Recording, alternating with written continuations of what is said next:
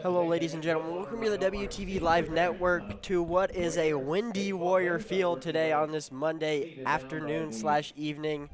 I'm Zach Kastrick. I'm here with Hunter Valapek.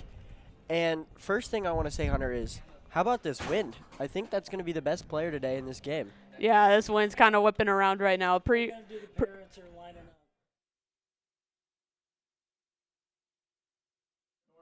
Yeah, it's going to be a pretty windy one today. Can't tell where it's coming from up here in the press box, so it looks like it's going to be blowing in. And it'd be a pretty good day for the pitchers if they can keep the ball. I think their goal is just to keep the ball on the ground or just keep it to weak contact. It's going to be death by 1,000 paper cuts today here, Zach. That wind is super brutal today. Probably 25, 30 miles an hour minimum, if not blowing it even stronger, straight in from the outfield. So I imagine these outfielders will be playing shorter today. But what we are seeing is we have Jay Coughlin on the mound for the Warriors, Hunter.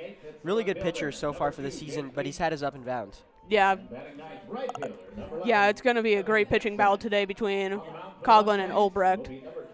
Coach Seal just making a quick switch. It was supposed to be freshman Marcus Chandler on the bump today, but they made a last-minute switch. It's going to be the senior Coughlin on senior day, so probably a good day for him. But overall, it should just be a good day for both pitchers with the wind, and if he can keep the weak contact, which he's been doing a pretty good job of lately of doing. He has had a lot of up and downs throughout the season so far. Started off didn't so great do at Burke versus Burke, but has gotten some really good pitching performances, and he's just looking to keep that going tonight. And then Carson Ulbrecht on the other side, the pitcher today for the Mustangs. 1-2, 6.63 RA. You look at the stats and you say, well, it can't be that good. 6.63 RA, 19 strikeouts to 14 walks, 12 earned runs, 1-2 record. Yada, yada, yada. The stats.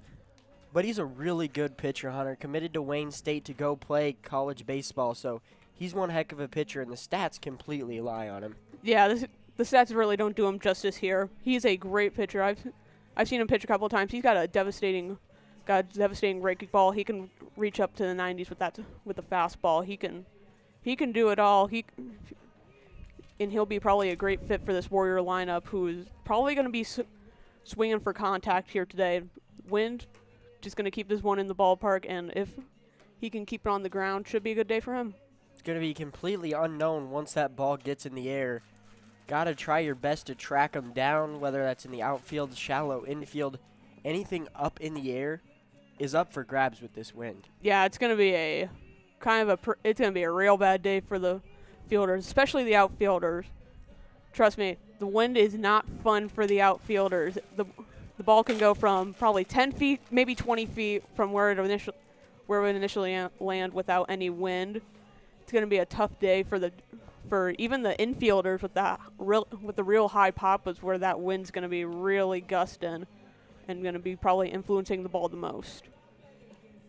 And then if we take a look through the Warriors lineup today, a couple of fairly, I wouldn't say new faces, but fairly new places. Ethan Payton in the 9-hole slot today. You got Trey Savoy moving up all the way into the 5th spot. Harry Yeager over at 3rd. We've seen a lot of him this year. Landon Hall, another young player, but young really is what this team is.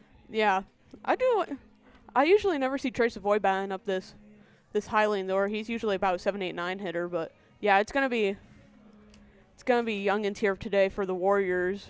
But they do have the seniors in lineup. It is senior night here at the ballpark today. But overall, lineup, haven't seen much of them. You've seen Harry Yeager, you've seen Marcus Chandler, you've seen Henningsen, you've seen Schultz, you've seen Anglem, you've seen them all.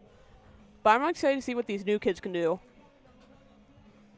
Big place for them to shine, Hunter. Coming in later in the year, it's senior night. You know, maybe see some of these seniors come into the game a little bit later, maybe a pitch hit or something like that to kind of just give them one last hurrah on senior night. But this is a chance for these younger guys to prove themselves. You know, not a lot of innings out on the field this year. And this is their chance to say, hey, Coach Seals, I deserve a spot heading into the end of the year. Yeah, Millard North, I've looked at the record. They've faced some pretty tough teams. I'll give them that. They are 7-12 on the year. They've got some pretty nice wins, and they've played some good teams real close. Played Millard West, lost 3-2. versus Central 8-3. They've played a lot of good teams. They've played a lot of tough teams. Most of them haven't turned out the greatest for them, but I think they might be able to they're just here to try to spoil senior night for the 10th seeded Warriors, who moved down one spot in these rankings. And as if you look at Westside, young team, we've said that plenty of times, Hunter. But they do have those older pieces that they need, and that's why we got senior night, big moment for those guys. And speaking of senior night, we're going to take a quick break here on the WTV Live Network, and they will honor the seniors here in just a minute.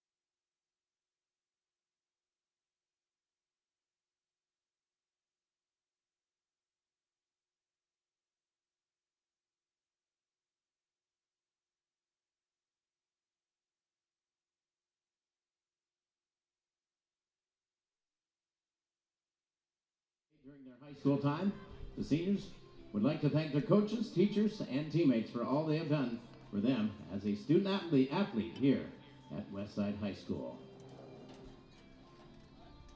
Let's meet our first senior. Say hello to number 1, Brody Gach.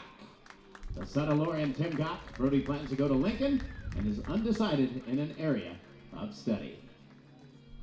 Number 4, Nick Anglum, the son of Brian and Katie Anglum. Nick will be attending the University of Nebraska-Lincoln in the fall and plans to study business and entrepreneurship. Number 5, Charlie Henningsen, the son of Jenny and Kirk Henningsen. He plans to attend UNO and major in computer science. Number 7, Landon Hall, the son of Nate and Barbie Hall. He plans on attending Bellevue University, majoring in business. Number 9, Ethan Payton, the son of Brian Payton and Linda Payton. He plans to attend K-State and major in business. Number 12, Grant Beitler, the son of Sarah and Terry Beitler. He's going to the University of Nebraska, where he plans to study physics. And our final senior, number 15, Jay Coughlin, the son of Jim and Heidi Coughlin. He plans to attend Northeast Community College, where he will play baseball major in pre-physical therapy.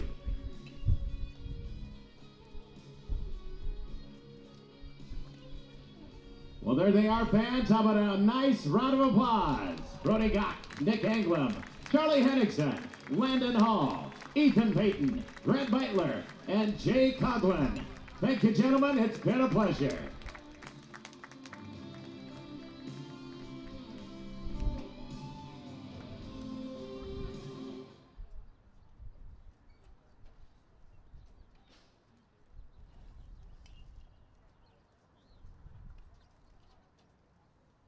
And now, if you would, please rise. Remove covers. We honor America with the playing of our national anthem.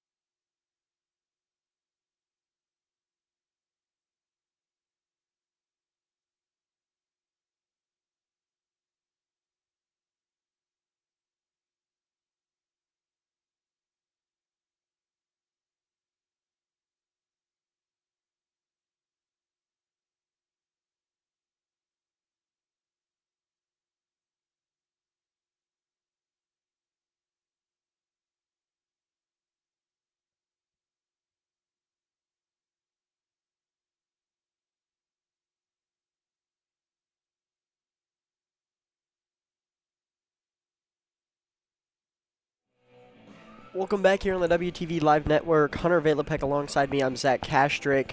We're about ready for first pitch here at Warrior Field between the Warriors and the Mustangs. And starting things off on the mound with the Westside Warriors on defense will be Jay Coughlin, like we just mentioned just a little bit ago, Hunter. Jay's had an up and down season, you could call it. Some games have been really, really good, but other games he just hasn't looked very good. Yeah, he up and down season. You can see it in an ERA 5.25. Not great, but not totally good. Not totally bad. He's had some really good performances. Had some pretty poor ones. Second most used pitcher on the team. He has a 24-15 strikeout walk ratio. He can get the Ks, but it's just gonna need to be putting that ball in play. It's kind of what's been hurting him all year. Those line drive singles, those line drive gap doubles, even some of the blooper singles have hurt him a lot in this season. And if he can keep those in check for at least first few innings, 3, 4, 5 innings, should be good for Jay Coughlin and the Westside Warriors. Yeah, 7 seniors on this Westside team. We just saw them recognized a little bit ago. And if we take a look, who is in the lineup out of those 7 seniors? Jay Coughlin, obviously, on the bump. Nick Englam will be playing, obviously, out in right field. Charlie Henningsen playing short. Landon Hall is even in the lineup today, playing in left. Ethan Payton finds his way into the lineup, hitting 9 at second base. And then, like we said, Jay Coughlin on the lineup. The only 2 Warriors not set in the lineup right now are Brody Gock and Grant Beitler. Brody Gock, I would imagine we see come and pinch run. He usually does at some point in the game. And Grant Beitler, maybe, I'm not completely sure if he's available, but maybe seeing some sort of relief appearance later today. Yeah, he might. Both are. Brody Gock is a really solid runner. Yeah, you're correct. We have seen him many times pinch running. He's got a lot of speed on those base pads. He played running back for the Warriors on Varsity for a couple years. And also Beitler, he's a great pitcher too. He's also gotten some great relief appearances with a 3.84 ERA in 6 appearances. So if we see those 2 later, hopefully they can contribute to this Westside victory if they can keep Millard West off the board. We're just a little bit away. A couple of warm-up pitches here by Jay Coughlin, and we'll be ready to go. Starting things off for the Millard North Mustangs will be Alex Burrish out in center, Chase Muckle at second, and Marcus Hankins at third base, followed by Ripken Fleck, Alexander Millard, Spencer Phillips, Carson Burke, Jay Tweet, and Evan Hansen. A really solid lineup, 1 through 9. They can all do their job really well. They can all get hits, but the top of the lineup is especially dangerous. Yeah, a lot of these players on Millard North have over 300 averages, which are really good for high school baseball, and they can put the ball in play, which will be devastating here if they can. They just need hard contact here on Coughlin if they want any chance of getting runs here as we start off the game with the ball. Jay Coughlin's first pitch catches outside. That's ball 2 now. Little high coming in that time. Alex Burrish will be playing out in center, who's in the box right now. Actually a lefty. Coughlin finally delivers a strike. The count is now 2-1. Yeah, Burrish is hitting .323 on the year, 10 hits, 9 runs, and 31 at-bats. Has the possibility of getting the ball in play for extra bases. That one's hit out to right field towards Nick Englam. He is under it, and he has got it out for out number 1. But you already saw that wind starting to make a little bit of an impact just on the first ball hit in the air. Englam was under it, but he was kind of bobbing around trying to be sure where that ball was going to come down. I was just about to say that. You could see the wind on that first one. He was parked up about maybe 10 feet short where he kind of just kept going back, like what you just said, keep bobbing, and then he caught the ball. But you can see how this wind's going to play a factor here today, Zach. Coughlin's second pitch into Chase Muckle is a strike, so he'll even out the count at 1-1. Muckle once again this guy is even more of a huge double base threat. He can get on base, he can hit you hard, he can get the ball into the gap. He's got some good averages, and he's hitting .333 on the year. And he lines that one right up into center field for a base hit. So a 1-out single for the Mustangs with Muckle trotting down to first base. Good piece of hitting just straight up the middle.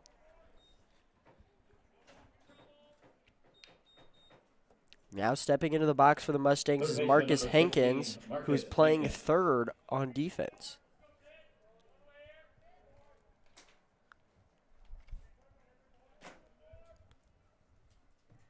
Coughlin checks the runner at first.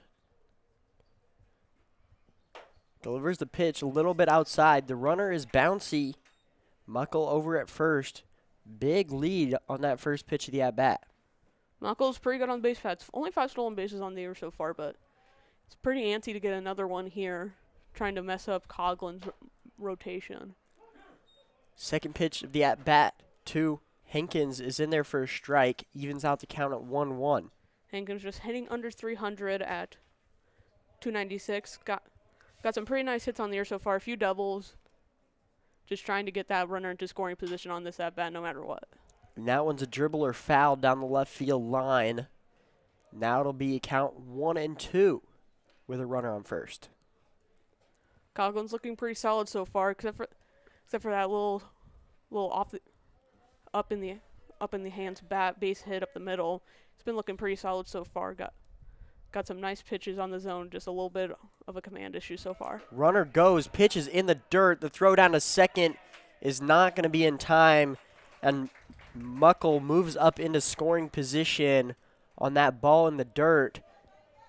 So now a 2-2 count, 1 out with a runner on second, a chance for Hankins to drive in a run. We'll place ball on one of those shortstop, third base, or the second base, first base gap here can probably can score Muckle pretty easily from second, but 3-2 count right now. Jake Coughlin's going to need to throw something here or risk taking a walk, but it won't be too bad because it can set up the double play. The 3-2 pitch from Coughlin, checks the runner on second, gets ready to deliver to Hankins, and it's in the dirt.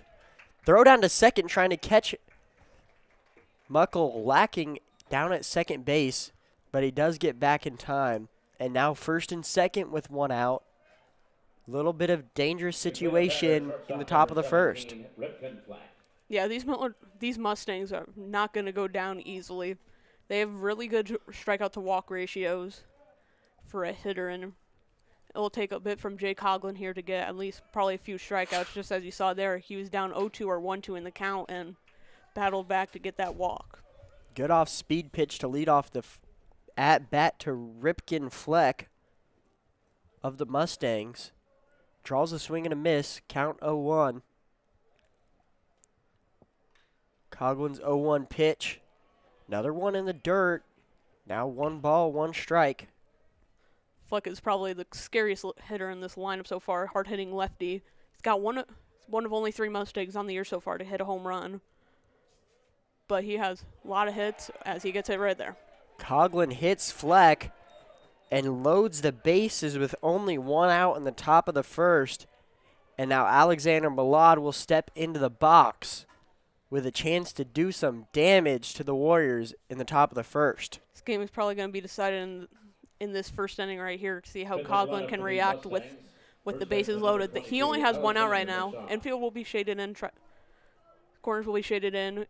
And the shortstop, second base will be there for the double play. But I'd like to see what Coughlin will do here with 1 out and the bases loaded looming over him.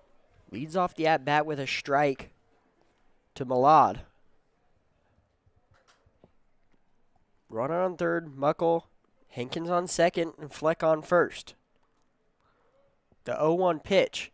Another one dangerously close to hitting the batter as Savoy loses the ball for a second. Coughlin right now, I said this a couple times earlier, a bit of some control issues right now, but Millard right now hitting .314 on the year. Also has a big extra base threat here, but is also pretty good in the strike zone. That ball's hit line to third. He'll step on third for the first out, but unable to get any other outs, but that does play a run. And the Mustangs now ahead 1-0. Smart play by Harry Yeager to step on the third for the force out, but he had no other play to first or second. I thought he might have had a play at first there. It was a tough jump ball there to get, but I think his first initial reaction is that he didn't even touch the bag and he was going to throw home, but he might have had the play over there at first if he was quick enough, but overall, but in the end, just tucked it in, and Millard North strikes first blood. See how that will go with Westside for the rest of the game. Westside will start this game trailing 1-0 with a chance to be down even more. Attempted block by Savoy moves up the runner from second to third. The runner at first does not advance, so Fleck is still at first. Hankins now moves up to third. Wild pitches are more crucial than you think. We saw that last week in the Bell East game. Many of the runs, at least 2 of the runs by Westside were scored off of wild pitches, and many more allowed base runners to get into scoring position for them to get scored on either a hit, a walk, anything. So wild pitch is more important than you think. Runner goes on that pitch in the dirt. Throw does not get near second, so now 2 runners in scoring position with a 3-0 count to Phillips. This is kind of showing you right now what Millard North is going to be doing on the base paths for the rest of the game. Already 3 stolen bases in the first inning right now, but It'll be interesting to see what they do for the rest of the inning. Coughlin is a fast pitcher, and Savoy has a pretty solid cannon down behind the dish. Coughlin loads the count full after 2 straight strikes, and now we have a full count, 2 outs, 2 runners in scoring position. The pitch from Coughlin, liner to third, Harry Yeager cleans it up, and the toss over to first, and Hofford cannot come up with it, and that will score 2 more runs, and Phillips will stop at second on the air. Oh, and that is just a tough error to have there. Yeager was on the stretch out there, but it was Hoffer, on the stretch out there, just could not corral it, and it's a fatal one at that, allowing 2 more runs to score, making this a 3-0 ball game right now. And what could have been the ending, the ground ball that ended the inning, now turns into 2 runs, and now another runner in scoring position for the Mustangs. Pitch to Burke. That one catches the outside corner for strike number 2. Burke down in the count, 0-2. He's got a runner on second, chance to drive him in and extend the lead to 4-0. For the time being, it is still 3-0 after the error on Lewis Hoffert. That pitch is high, count 1-2. And there's action down in the Warrior bullpen with Jay Coughlin on the ropes, giving up 3 early runs. It looks like it is going to be the freshman Marcus Chandler right down the bullpen on the third base side. Coughlin, if you can't get out of this one here, might be having his senior day ended early. As that pitch is lined straight into the net off the top of the bat, count remains 2-2. Coughlin looking to get out of this inning after giving up 3 runs and facing already what is the 7th hitter of the inning. Burke is not an easy hitter to go down. He has 9 walks to 4 strikeouts. So I'd be interested to see here what Coughlin will go to as the count goes full, and now one of the most important pitches of the inning right here. See if he walks the guy, get 2 base runners on, or knocks him out here with a strikeout, get Warriors out of the inning and try to get some runs on the bottom half. The pitch catches the inside corner. The umpire rings him up, and that'll end the top of the first, but that's not after the Mustangs played 3 runs on just what is 1 hit and 1 error. We'll head to the bottom of the second with 1, 2, 3 due up for the Warriors.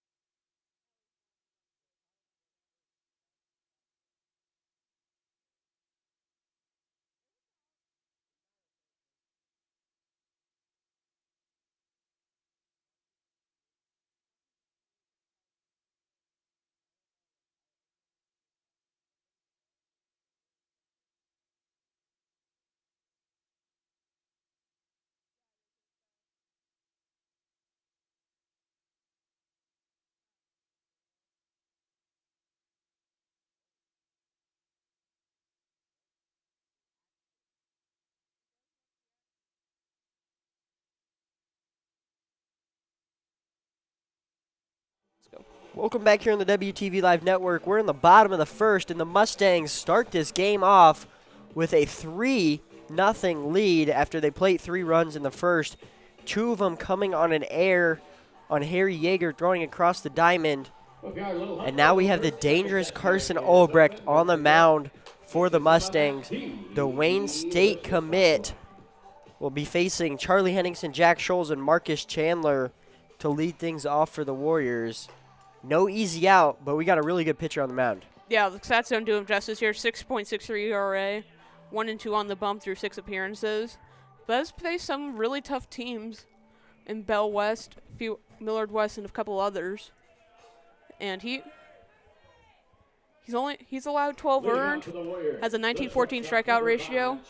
But as we said, this guy is a good pitcher, Wayne State College commit, and I'd like to see what he can do here to silence the Warriors lineup. He already has a 3-run lead here. Henningsen to lead things off. First pitch from Olbrecht will be in the dirt.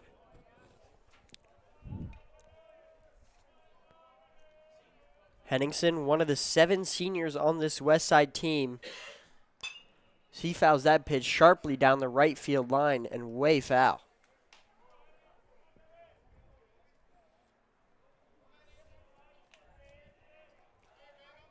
The 1-1 pitch from Olbrecht to Henningsen. Another one fouled straight back. And now Henningsen down in the count 1-2. Henningsen, once again, still not easy out. He's a speedy leadoff hitter. 317, 20 hits, 20 runs scored.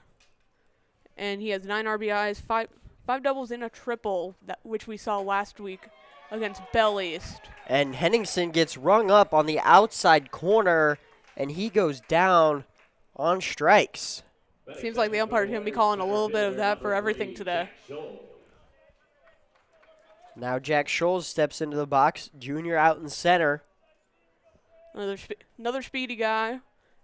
Coach Seals has a really good 1-2 combo here with Henningsen and Scholes, both speedsters.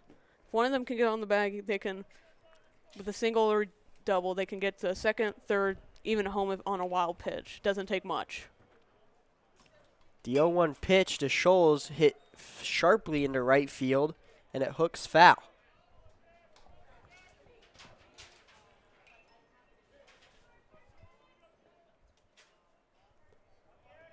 Scholes down in the count early, 2 straight foul balls.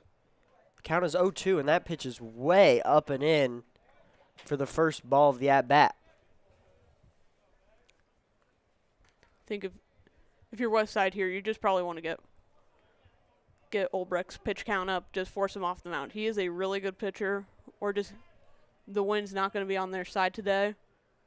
Just get it in. Just get in and play, get some weak contact, especially for Schultz here, who can fly down the base paths. Scholes fouls that one straight back, continues the count at 1-2. 3 foul balls in just 4 pitches so far in this at-bat.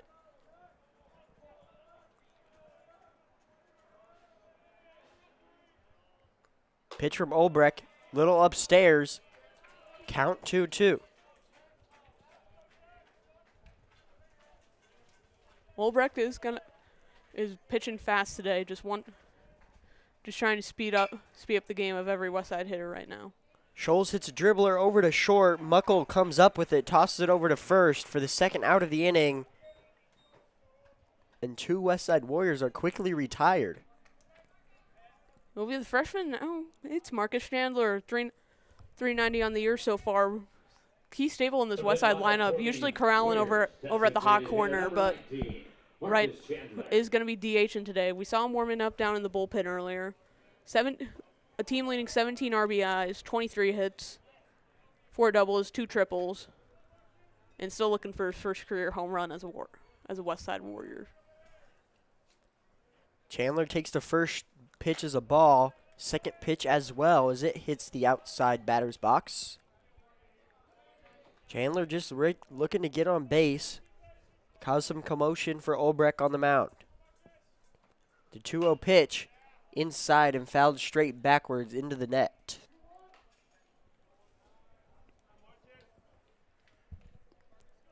Chandler having one heck of a season, hitting .390, multiple stolen bases, multiple doubles, I think even a couple of triples in there. Still no home runs as he hits that one sharply into center. It drops for the first hit of the Warriors, and they have a 2-out base runner. And that's how a freshman does it. Watched him play he played with the majors team. He played for Omaha Tigers White. Won a couple state championships with his travel ball team. Best freshman here by far. and one of the best players on this team right now. Looking and continue that right there with a nice line drive base hit up the middle. Nick Englam steps into the box. The second senior we've seen today. He hits that one sharply into right field. Hansen goes back and makes the catch for out number 3. And the Warriors with 1 hit, no errors, and 1 runner left on base. We'll head to the top of the second with the Mustangs 3-0 lead.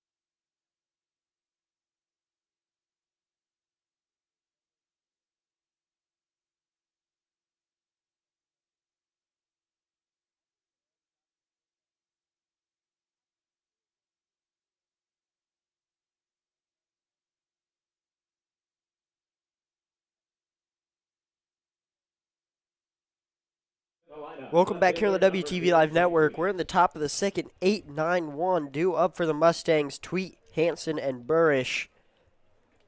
Already getting ready to flip over the order after 7 hitters came through in the 3-run first for Millard North. Yeah, it was a good not a really good hitting performance by Millard North. The only thing they were good at there was their discipline. They kept Coughlin guessing on those pitches. Didn't swing at many strikes there. Just kept being patient, and it paid off for them. Only 1 hit in that inning, 3 runs scoring.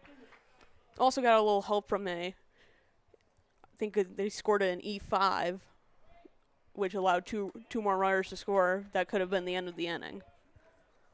Coughlin starts this at bat off 2-1 to Jay Tweet. Coughlin back out for 2nd inning of work after a really strugglesome first inning, giving up 3 runs, 2 of them unearned though, on the air on Harry Yeager over at 3rd.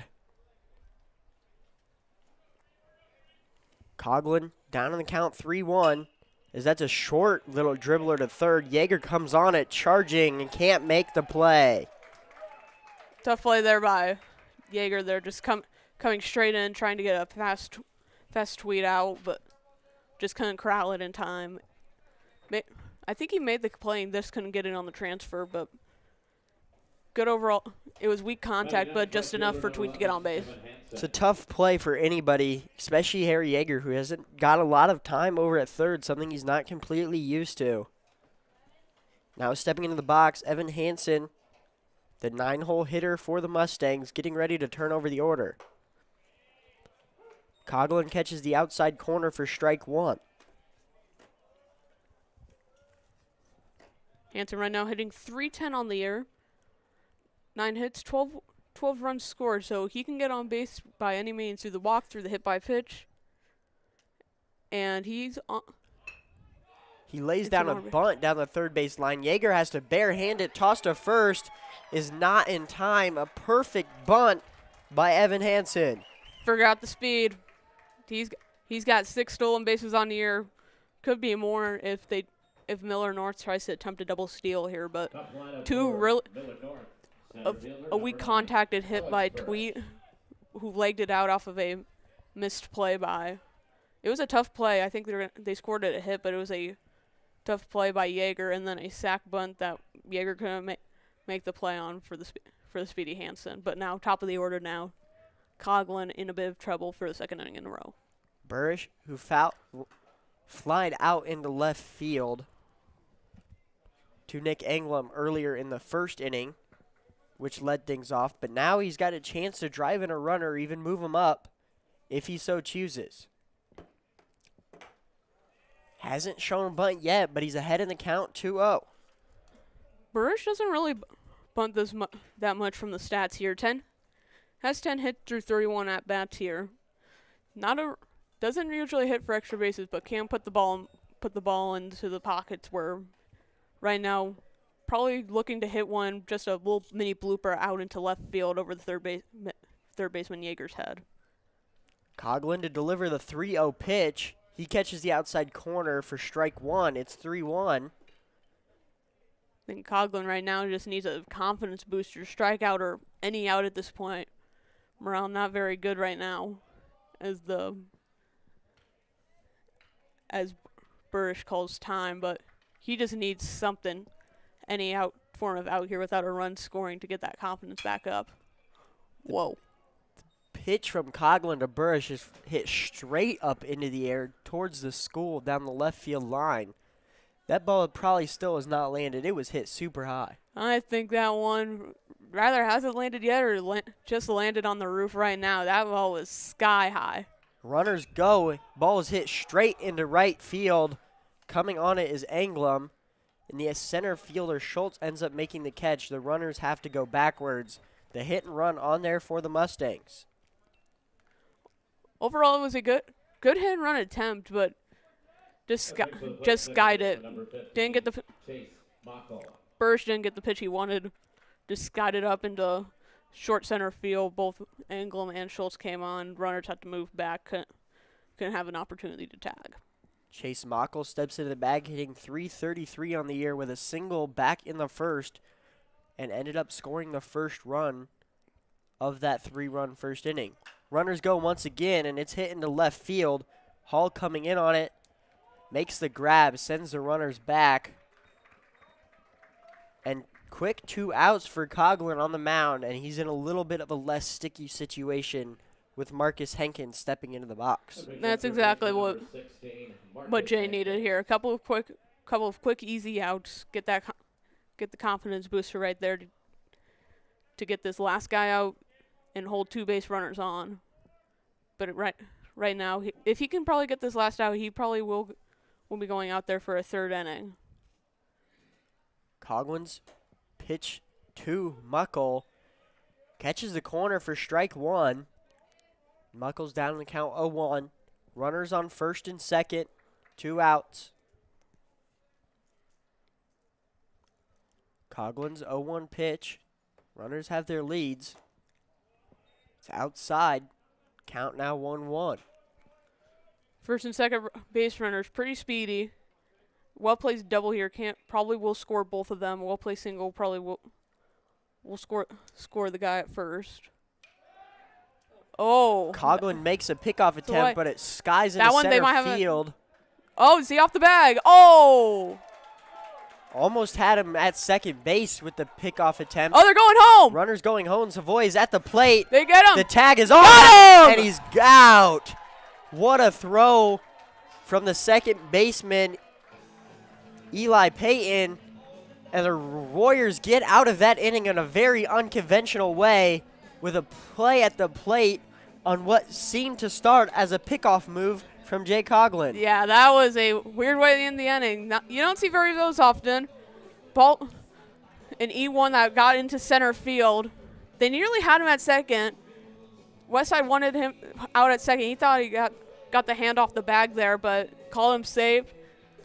Runner at third tried to make his move, but it was a good throw home and a good tag by Savoy. Got him at home before any more runs could score. Really smart play by the runner to head home, actually. Savoy was kind of distanced away from home plate, was able to recover and make the play at the plate, but that was super close, Hunter. Almost could have gone either way, but the Warriors get lucky, and Coughlin gets out of the inning with no runs. Yeah, overall weird play right there. You don't see many of those often, but Coughlin is lucky that a run didn't score there. Great defensive effort by the Warriors just to get that last out, and a good way to end the inning. A morale booster for the Warriors, trying to turn that defense into some good offense. Still down 3-0 after an error and one hit in that first inning by the Mustangs. Stepping into the box to lead things off for the Warriors will be Trey Savoy, followed by Harry Yeager and Landon Hall. Leading it off for the Warriors and batting fifth in the lineup, the catcher, number 13, Trey Savoy. Savoy, a little unusual to see this high in the lineup, but he's getting his chance to shine today as he takes first pitch outside for ball one. Savoy's not a bad hitter by any stretch of the imagination. Just under 300 at 294, 15 hits through 51 at-bats. Can put the ball in play pretty well, but just can't get some power into that gap. Skies that one into center. Second baseman going back, and Muckle makes the play for out number one. Right now, that wind being advantaged to by the pitcher right now. Albrecht getting that weak contact. And the Warriors hitters just do not have an answer right now. Hopefully it'll be something better for them in the second part of the order. Harry Yeager steps into the box now. He's had a lot of action on the defensive end, having to be put in some tough situations. Yeah, Yeager 283. He's got some really high leverage situations here. 13 hits through 46 at-bats. Another player who can put the ball in play pretty good and has some pretty good track record while we're on the air right now. Pitched a complete game, one runner. First time we did a baseball game, and then went 2 for 3 in the second game against Bell East. So maybe the spotlight can go on to him again as we are here in the press box up today. Starts this at bat down 0-2 after 2 straight strikes and a foul ball into the net. And Olbrecht's pitch to Yeager rings him up a little bit high and outside, catches the corner, and he is down on strikes looking. Seventh in lineup, up next, left fielder number 7, Landon Hall. Landon Hall will step into the box now, facing Olbrecht, who's only given up 1 hit so far back in the first inning to Marcus Chandler. He'll take the first pitch outside and high for ball number 1. Hall's been kind of in and out of the lineup so far. Hitting 333 on the year so far. Not a pretty good, not a sizable sample size of 21 at bats, but can get some well placed hits and a speedy runner. Any hanging chopper there could probably get him on base. Hall, another one of the seniors on the Westside team, who will be heading to Bellevue University and plans to major in business. He hits that one straight back and makes the count 2-1.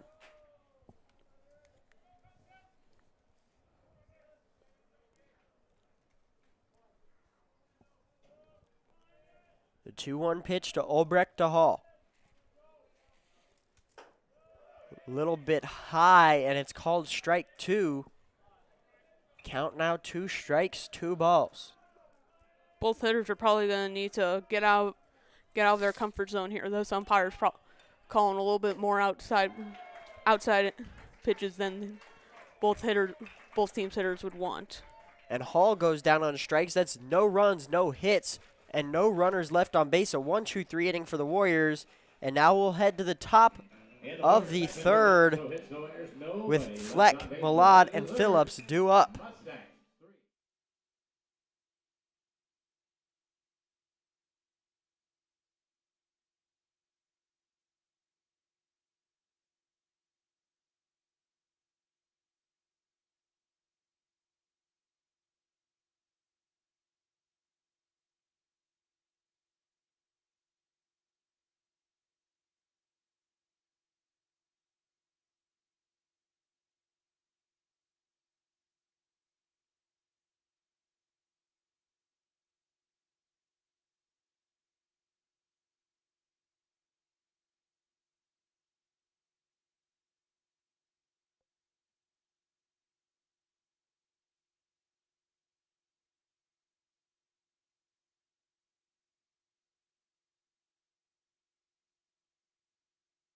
Welcome back here on the WTV Live Network. We're in the top of the third.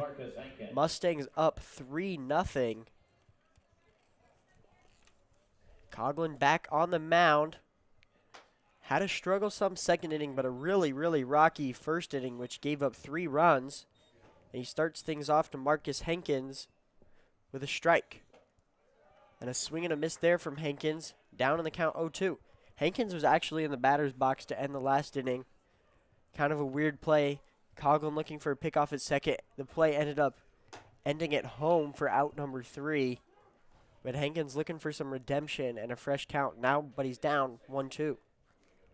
Yeah, maybe a bit of a blessing in disguise here for Hankin.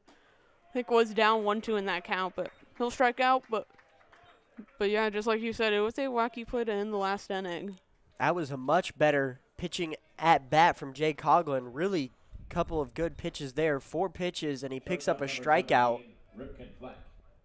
And now we'll face Ripken Fleck, who Coughlin actually hit in the back in the first inning.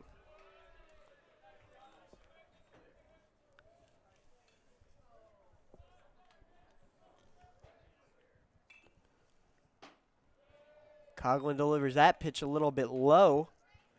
The count's now 2-0. Fleck is a pretty solid hitter. 3.41 on the year. And 14 hits. Third on the team in RBIs with 8. But has a knack for singles. That's all I'm going to say. Coughlin delivers the pitch. Another one way outside. And Fleck draws a walk. Coughlin was kind of all over the pitching zone on that at-bat. Couple of them way outside, one inside. And now Fleck is over at first. Mashad now steps into the box, who actually had an RBI, one of the 3 back in the first. Yeah, Mashad still 3.14 coming into today. Had that little sack bunt there to move a runner into scoring position there. Does have an RBI on the day right now, but overall really solid. Overall, once again, a really solid hitter. Just gonna try to get on base here, get that runner in scoring position. Millard down on the count 0-2. Couple swings and misses, and Coughlin has a chance to strike out a batter for out number 2. Runner over at first is Fleck. Short lead. Coughlin checks it. And that one's hit straight into center. Scholl's going back on it now. And he'll catch the ball for out number 2. Scholl started by coming in, and then he took a few steps backwards, just showing that wind is a little bit dangerous for those outfielders today. It's gusting a little more outfield than it is in the infield. Took some steps in, just as a regular outfielder would, kept carry. Not too far though, but still enough to give him a little spooks out there in center field.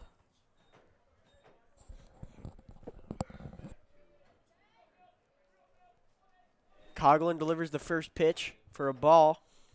Runner Anstey on first. Swing and a miss there from Tweet. And it's now 1-1. Millard North has been trying to distract Coughlin over there at first base there. Getting some jumping towards second base, jumping back. It's been working pretty successfully so far right now, but I think Coughlin here is just going to try to ignore it, get this final out here. And I don't know how much his pitch count is, but might be the end of his senior night, probably after this inning. Coughlin checks on the runner at first, toss back. Runner in easily. 2-1 to the hitter, Phillips. Runner goes. Savoy tosses down to second. The throw's in the dirt. Scampers into center. But Henningsen comes on to save it. And now there's a runner in scoring position with 2 outs for the Mustangs. Mustangs still really antsy to run here. They've been putting Savoy on alert all game. And right now it's a 3-1 count. They probably do need to pitch something here to this hitter right now. And they do. It's strike 2, but a really nice pitch there. Caught the outside edge. Thought it was ball 4, but it was strike 2, and now a big 3-2 count here could determine. And another plunking, and another base runner. Runner does have to go back. The runner at second actually was going for a steal, but dead ball on the hit by pitch. Phillips is on base. Good at back there. Just ended in a way that he did not like the hit by pitch. Carson Burke stepping into the box, who struck out looking back in that first inning, which actually ended that 3-run first inning. Now runners on first and second, a chance to do some damage. Check swing, ball way outside. In all three of these innings right now, Millard North has gotten both runners on first and second base in all three of these innings. So it's going to be pretty interesting here. They capitalized big time in the first inning. And in the second, it was a nearly the same thing, except a nice play at home by the shortstop Henningsen. I'd like to see how they do here on the third attempt, see if they can get a couple extra insurance runs here, get it out of Grand Slam range. Runners on first and second. Coughlin just checked the one at second, and he delivers that pitch straight down the gut. He'll even out the count at 1 ball, 1 strike.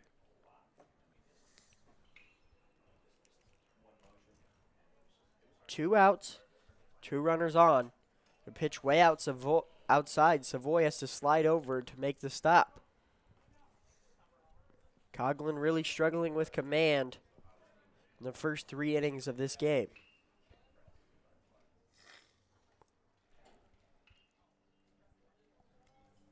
Pitch delivered to Burke. One way inside. The ball gets to the backstop. Runners will advance. Now runners on second and third with 2 outs.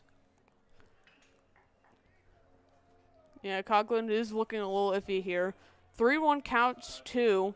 So it's rather Coughlin walks the bases loaded, which he does have 1 more base left to give, or he will have to pitch in the zone to the hitter Burke and see if he can get a base hit here. And that ball's way inside, and Burke will trot down to first with a walk. So now bases loaded with 2 outs. And Tweet will step into the box, and we're going to have a mound visit for Jay Coughlin. Another dangerous situation similar to what we saw in the first. This time there's 2 outs, but this is kind of all on Jay Coughlin here. Couple of walks, a hit by pitch. Not a lot of damage done by specifically the hitters. No, it's just been a couple hit by pitches, a lot of walks. Only 3 hits right now through 3 innings, and I don't even think they have a hit this inning. They do not have a hit in this inning. 2 walks and a hit by pitch, going along with a strikeout and a flyout for the 2 outs that he's recorded so far. 1 hit back in the first, which plated 3 runs, and then 2 of them coming in the second inning, which was ultimately 0 runs with 2 left on base. And now Coughlin gets ready to face Jay Tweet. Coughlin's going to need to pick his poison here, and he really needs a strikeout right now. Any out, in fact. Ooh, and he does not like that strike call. Looks like he caught the outside corner, but not to the home plate umpire. Tweet right now is a solid hitter, 300 coming in on the day. The 1-0 pitch up in, but the hitter swings at it. Tweet. He'll make the count 1-1. This at bat right now, Coughlin might need to trust his breaking stuff more than he would like. They know this fastball is going to be probably coming, but he's been a little bit iffy on the command of the off-speed pitches, but he just needs one good one with this 1-2 count, get out of the inning, have Millard North leave him loaded. The 1-2 pitch to Tweet from Coughlin is inside. Hitter swings, foul tip.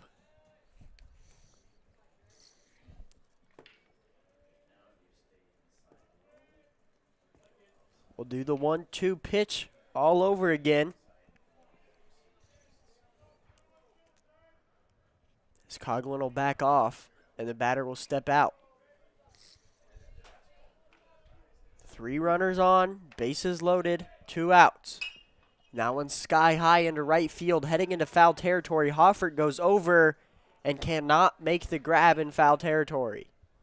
Tough play there for Hoffer, going back behind him with the wind, carrying the ball just a couple of feet, and that might have just been all the difference that needed. Stuck out the glove, just could not find the ball. And it will be another attempt to get a hit here for the batter Tweet. Coughlin delivers another 1-2 pitch with the bases loaded, and another foul tip. That time Savoy looked a little bit upset with himself, thought maybe he could snag it. Big at-bat here for Tweet. Another 1-2 pitch. One swing of the bat can change the game right here. And that pitch is outside. Ball. Coughlin just looks so flustered and frustrated. He does. He's had a couple of those pitchers on the outside edge that could have probably been called strikes, but there you go.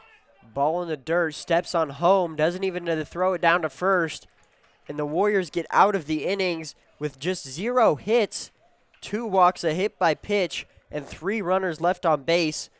We'll head to the bottom of the third. Mustangs up 3-0.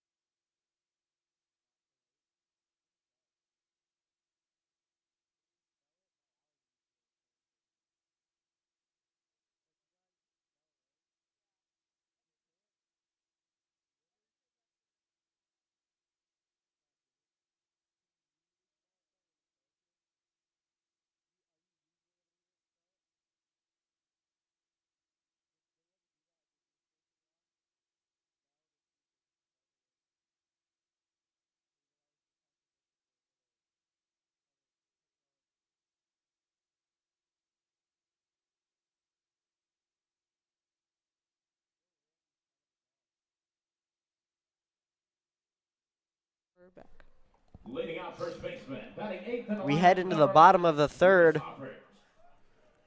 Getting a little bit dark, but there's no rain so far to fall. About a 20-mile-an-hour wind coming in from the west. Still really nice day out, around 75, 77 degrees right now. And a check swing there from Lewis Hoffert catches the net pole for strike one. Hit one of the reserve players. Watch out, fellas.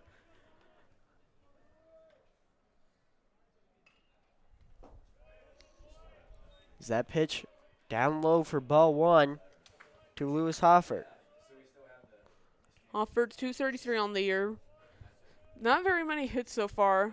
He's gotten a lot of at-bats so far throughout the year, but just hasn't been able to manage some of them. Flies that one out into right field. Hansen comes in on it, makes the grab for out number one. The Warriors just struggling to get any sort of base runners so far. Only one hit. Haven't drawn any walks from Obrecht. A really solid outing so far from him. He delivers that pitch in the dirt for ball number one. The pen continuing for the Warriors down the left field line. Yeah, right now Olbrecht is keeping the ball low in the zone, forcing the hitters to go down and be a little bit, just like on that swing, to just top it, just be a little bit under it, just sky high, put it sky high right into the outfielder's hands. But a really great pitching performance right now from Olbrecht. That pitch maybe just a little bit high, really close to the zone. 2-1 count now. That was a nasty slider there. I thought it just caught enough of the. Enough of the zone there, but I guess not. And that one's going to be strike 2. 2-2 count now to Lewis Hoffert. The pitch from Albrecht. And Hoffert comes up empty, and he goes down on strikes for out number 2. And another strikeout for the Warriors. And that is the 4th of the game for Carson Albrecht. Back-to-back-to-back strikeouts right now through the last 3 batters. Trying to see if Henningsen might be able to make a difference here. Second time through the order is much more profitable here for Westside than the first time going through. So right now, not a good situation right now with 2 down and nobody on, but Henningsen can try to get a 2-out rally started here. They've come back from worse, and I've seen some games that they came back down from 6-0, 5-0. Just last week, they came back down from 4-0. That pitch to Henningsen. Outside. Count now 2-1. Henningsen just looking for a little bit of 2-out magic. Just make anything happen in what has seemed to be a boring game so far for the Warriors. Henningsen lines that one straight to short.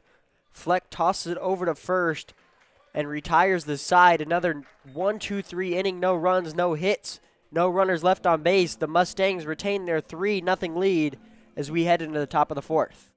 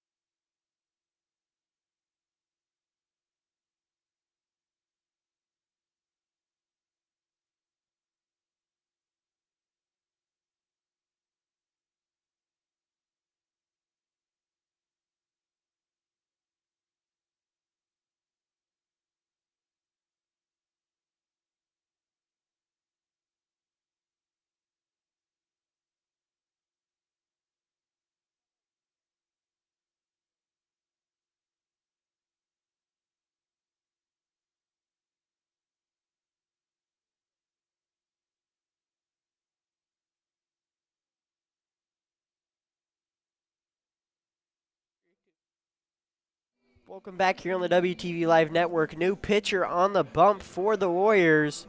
The freshman Marcus Chandler stepping in relief of Jay Coughlin, who gave up 3 runs back in the first.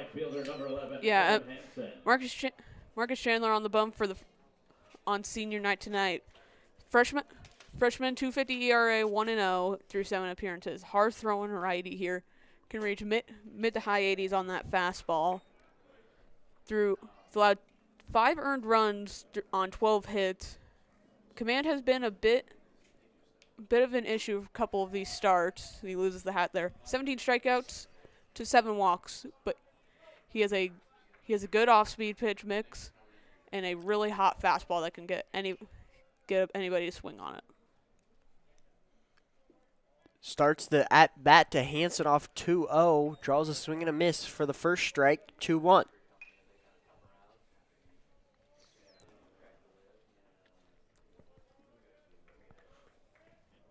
Chandler's pitch hit sharply into right field. Anglem charging at it into foul territory, and it drops foul.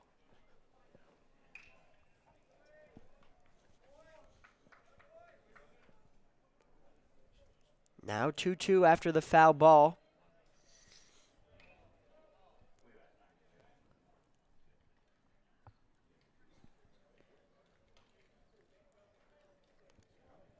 Chandler gets ready. Pitch to Hansen. Blooper into center field. Charging at it is Schultz. And he lets it drop. And Hansen has a blooper hit.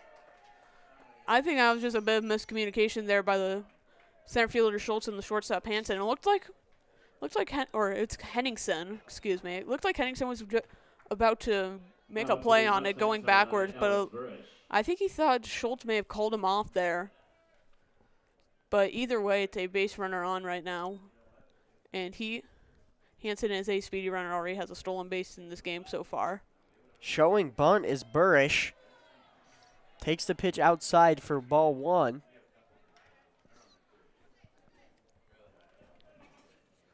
So Chandler right now, base runner on first. Bit of a wild, can be prone to wild pitches from his starts that I've seen through his relief appearances that I've seen, but he can get the strikeouts when they're needed most. I think he kind of looks like Paul Skeens right about now. Paul Skeens might just be a little bit better, Hunter. Yeah, just a little bit. He's Hits the runner, diving back into first, unable to advance, though, as Hoffert quickly retrieves it. The count still 1-1 to Burish, who had a hard hack, came up empty on the last pitch. I'm just saying, though, he's a hard-throwing pitcher who can get the strikeouts when they are needed most. Lays down the bunt. Chandler fields it, tosses over to first. A perfect sacrifice bunt from Burish. Yeah, it was a pretty good sacrifice bunt there. Chandler made a nice play on the mound there to get the force out, but runner moving up to scoring position right now, and this would be a huge insurance run for Millard North if they can get even one more, as their offense has gotten pretty quiet right now. But they've gotten the base runners, just haven't gotten the runs. Savoy goes out and talks to Marcus Chandler with a runner on second and 1 out. Stepping into the box, the 2-hole hitter, Chase Muckle, who's 1 for 2 with a single back in the first. Good off-speed pitch from Chandler for strike 1.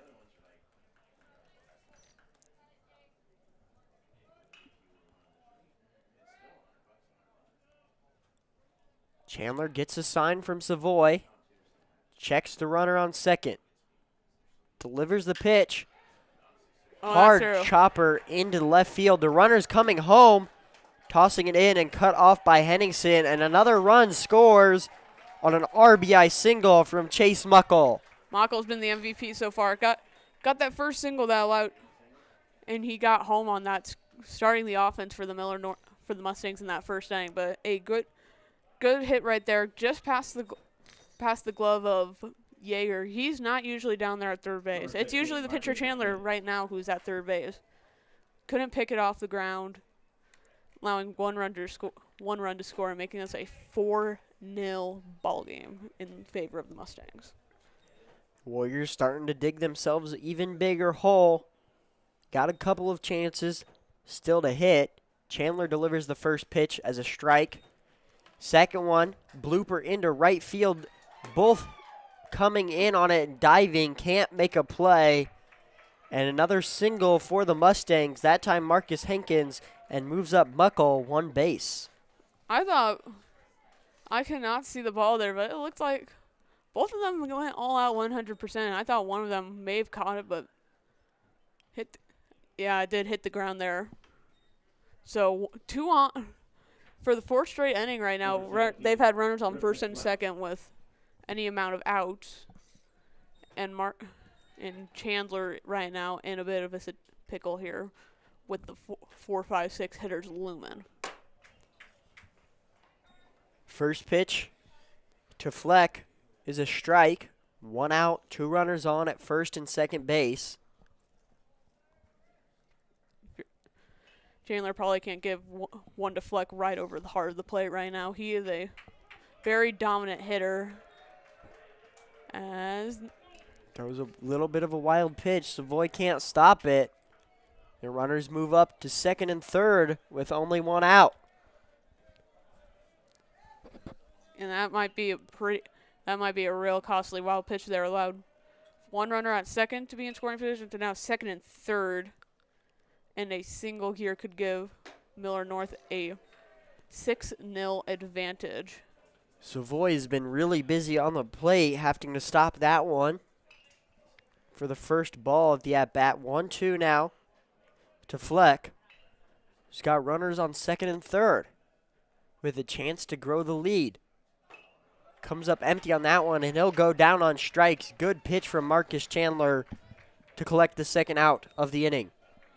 Like I said before, he is a good strikeout pitcher. He can get the strikeouts when they needed him most, and it is a big one there. Number 22, Alexander Mashad. Mashad now due up 314 on the year coming into the ball game.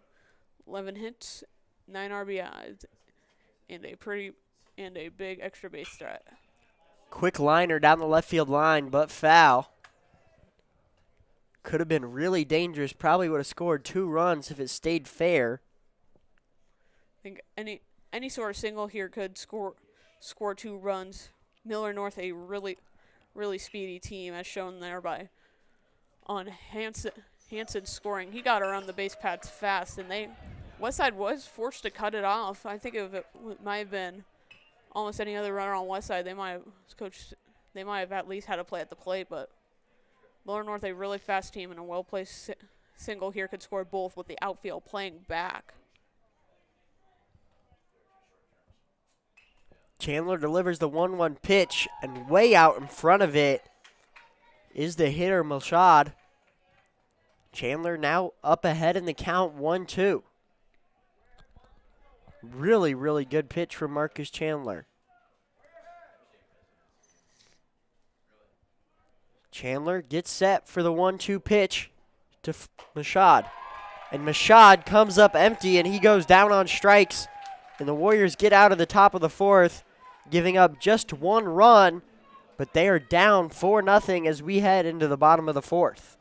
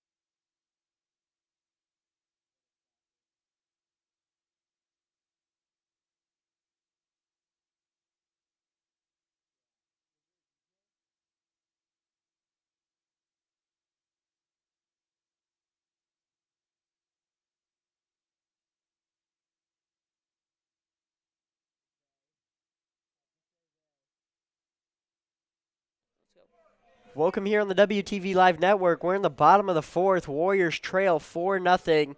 Carson Olbrecht back on the mound, 4th inning of work.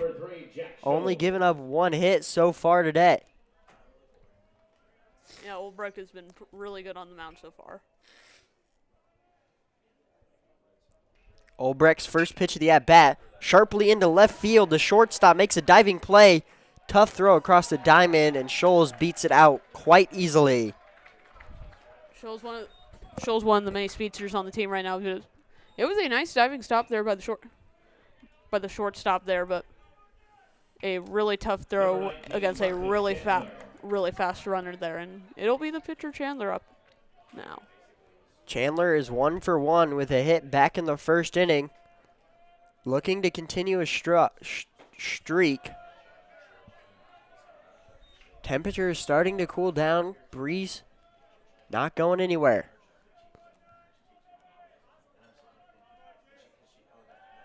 And going back is Scholes as Obrecht tosses back to first.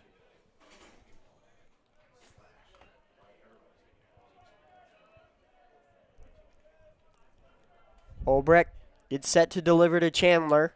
The 1-0 pitch. Down in the dirt, 2-0. Westside's going to probably need to capitalize here. They get their leadoff hitter on base for the first time tonight.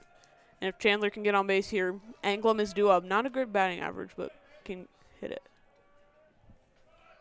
The runner goes, and the ball is fouled into the net.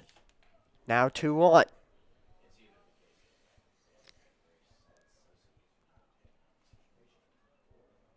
Obrecht collects the ball back. Runner heads back to first on the foul ball. Chandler steps back into the box, ready to receive the 2-1 pitch. Obrecht comes set. Checks Scholes back on first, delivers the pitch in the dirt. Scholes charging to second. The throw down to second is not in time. Scholes collects a stolen base.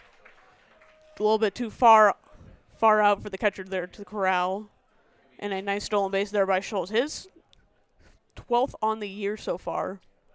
And now the first runner in scoring position today for the Warriors as Chandler is up 3-1 in the count, looking to capitalize. Obrecht requests a new ball from the home plate umpire as he'll get ready to deliver a 3-1 pitch to the freshman Marcus Chandler.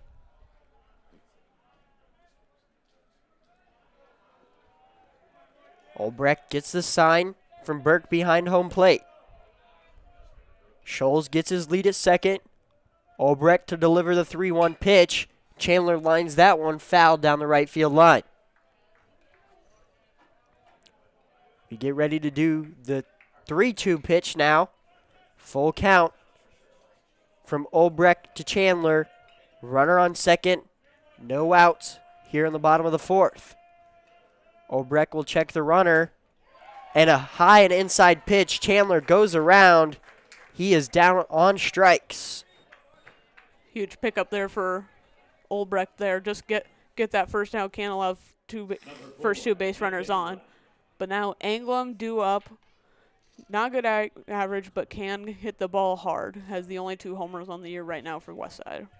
Anglem steps into the box, hitting cleanup. Has a runner on second with the speedy Scholes, as he'll take that pitch inside the zone for strike 1. Anglem 189, 2 home runs, but can get some hard hits, and I think the Warriors could use that right now. Obrecht comes set, delivers the pitch to Anglem. Outside, count 1-1. Scholes steps off second, will grab his lead. Obrecht gets the sign. He'll come set, check Scholes back on second, deliver the pitch, and a harp liner down the second base line. Scholes charging to third, and he'll come home. The throw is cut off, and an RBI single for Nick Anglem. The Warriors cut the lead to 3. And a much-needed hit there. A little tough play down on the hot corner for the third baseman there. It was it's a tough play. I think they're going to put it in the scorebooks as a hit. But the first run of the game for Westside, and a huge one at that. They need a few more hits like that, and they could be back in this game. Trey Savoy stepping into the box, the catcher who fouled out back in his first at bat in the second inning, has a runner on first with 1 out. He fouls that one straight back into the net. Like we said before, you usually don't see Savoy this high up in the order, but might want to show Coach Shields why he wants to get back up in this top part of the lineup here to see if he can get a hit here. Obrecht checks back to the runner at first in Nick Anglem. Stepping back into the box, Savoy. Short lead at first for Nick Anglem. And once again, Obrecht tosses it back.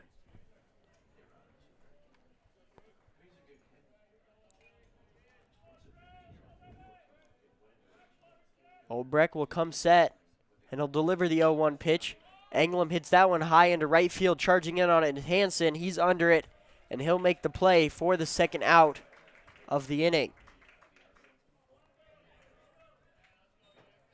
Now stepping into the box, Harry Yeager, who struck out looking in his only at-bat so far in this game. Yeager can be a good hitter when he needs to be there. He's been pretty solid on the year, just about .20 points under 300. Many hits, got a lot of singles. Once again, Olbrecht checks on Anglem back at first. But he has a pretty big on-base threat. It's got a lot of walks, not many strikeouts, but Yeager playing third, junior on this Westside team. Comes up empty on that one. 0-1. Runner on first, Nick Anglem. In the batter's box, Harry Yeager. Down in the count, 0-1. Anglem goes. Ball's hit into right field. Anglem around second, head to third. And now runners on the corners with 2 outs. Really nice hit and run there by Coach Seals. Perfect jump there by Anglem, who does have the most stolen bases on the team.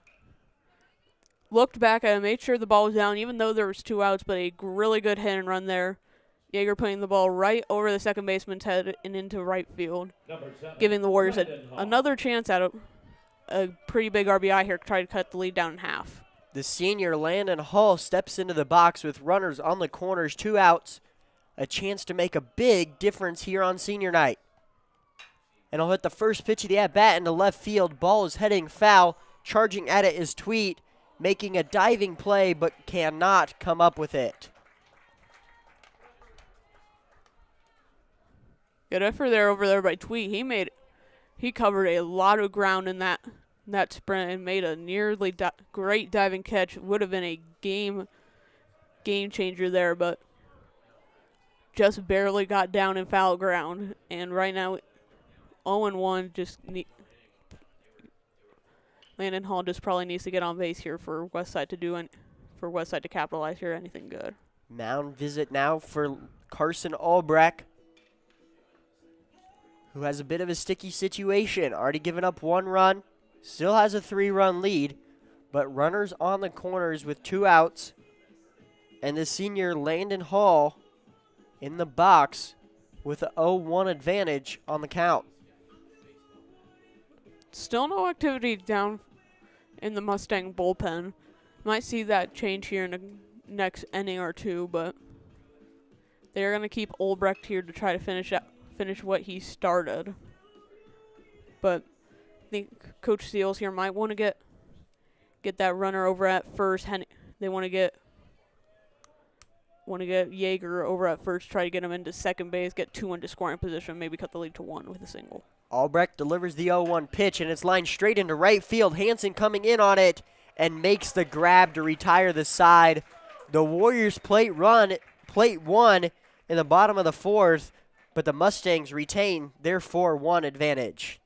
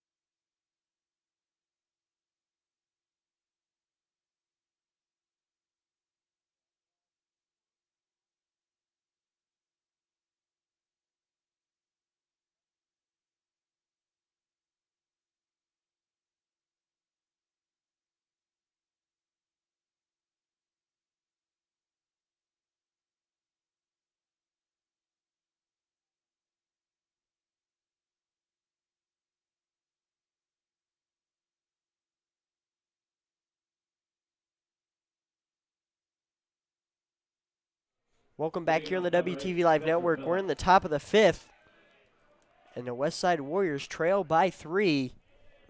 And Marcus Chandler back on the mound after giving up 1 run the top of the fourth.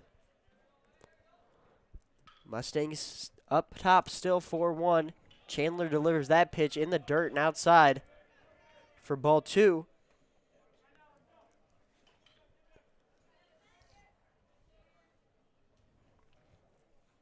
Chandler comes set. He'll deliver the pitch. Another one straight, same spot. Outside, 3-0 now to Spencer Phillips. Chandler right now just going to try to limit the damage, just try not to get a run here in this inning. And another pitch barely misses, and Spencer Phillips draws a lead-off walk. Chandler did not like that. Did not like that call. It seemed like it was a good pitch that caught about the lower outside corner, but did not get the call. I even think the batter may have thought it was a strike. Stepping into the box now, Carson Burke, who is 0 for 1 with a strikeout and a walk. Chandler will check on the runner at first. Showing bunt originally is Burke. Throw down to first. Not there. Runner gets back in time on the snapback throw from Savoy. 1-0, from Marcus Chandler to Carson Burke. Runner at first, Spencer Phillips. Chandler checks on Phillips, delivers the pitch. Outside, 2-0. If you're Chandler here, this is the exact guy you want up. Phillips, .074 batting average coming into today. Not a great hitter by the stretch of imagination. Pitch from Chandler, another pitch outside. It's 3-0 once again. Couple straight fastballs, and now Chandler is in a hole, 3-0. It starts with a strike. They needs to get a strike here, just something. Checks on the runner, delivers the pitch straight down the gut, off speed for a strike. Now you just need pitch it in the zone, nothing over the heart of the plate, something that can be weakly contacted. Chandler comes set, delivers the pitch, a sharp liner to third. Yeager unable to come up with it, and it dribbles into left field for a base hit. And now Jay Tweet will step into the box with runners on first and second and no one out. That was the perfect hit Chandler wanted there, but neither Yeager nor Henningsen could corral it. And that is the third hit on the year for Phillips. And first and second, every single inning right now, first and second for the Mustangs with any amount of outs. Chandler will come set, check the runner at second, deliver the pitch to Tweet. Showing bunt, another one straight back to Chandler. He'll check the runner to second, and he'll toss to first and make the play.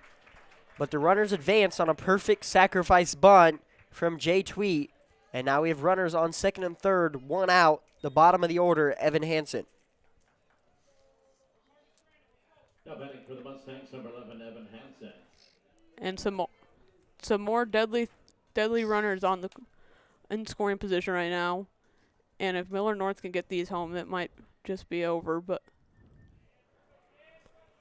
Hansen, 2 for 2 on the day with a single and reaching on a bunt, and a pitch nearly grazing the legs is called ball. Chandler in a predicament right now. Second and third, one away, and a 1-0 count. Chandler will check the runner at second, look over to third, get set to deliver the pitch. A liner straight towards the dugout. Watch out.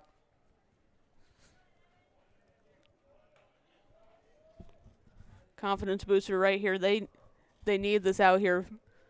The strikeout would be preferable, but any amount of out here with a run not scoring would be good for Marcus and the Westside Warriors. 1-1 pitch to Hansen. A liner towards the first base dugout. And now Chandler ahead in the count, 1-2.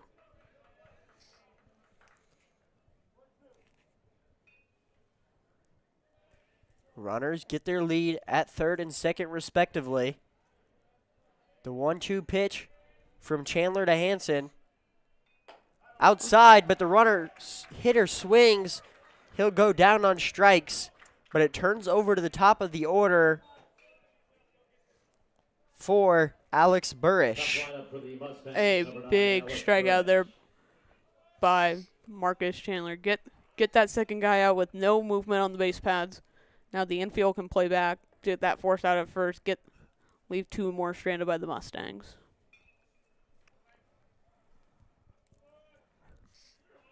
Chandler now facing Burrish with 2 outs and 2 on. And the curveball is a little outside for ball 1.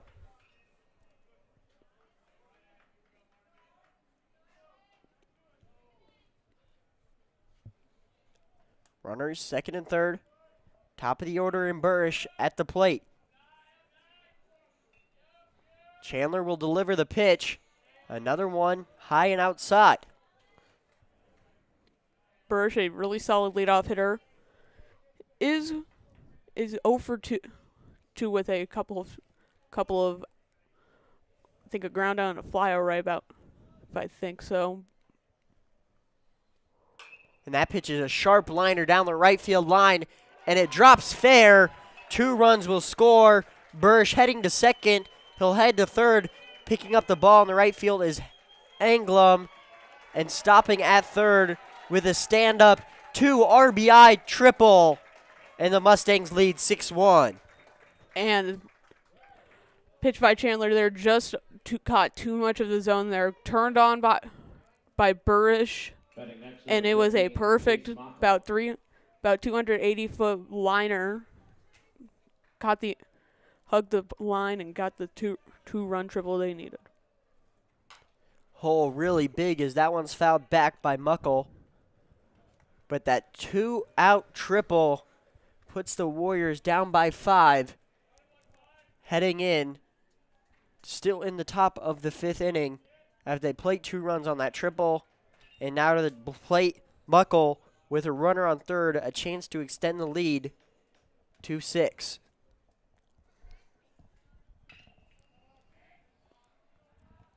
Chandler delivers the pitch. Coming up empty is Muckle. The count 1-2.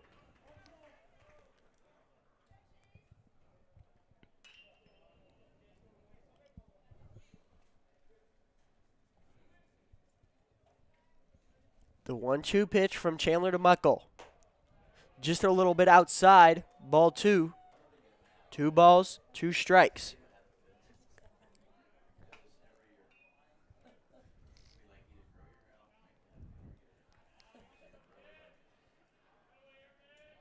Two-two pitch.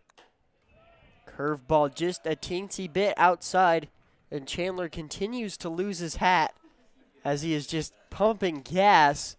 Just a little bit too fast for his own good. Yeah, they need a hat that fits him pretty well. Chandler's 3-2 pitch catches the outside corner, retires the side, but that is not after the Mustangs plate 2 more runs. Mustangs lead 6-1 as we head into the bottom of the 5th.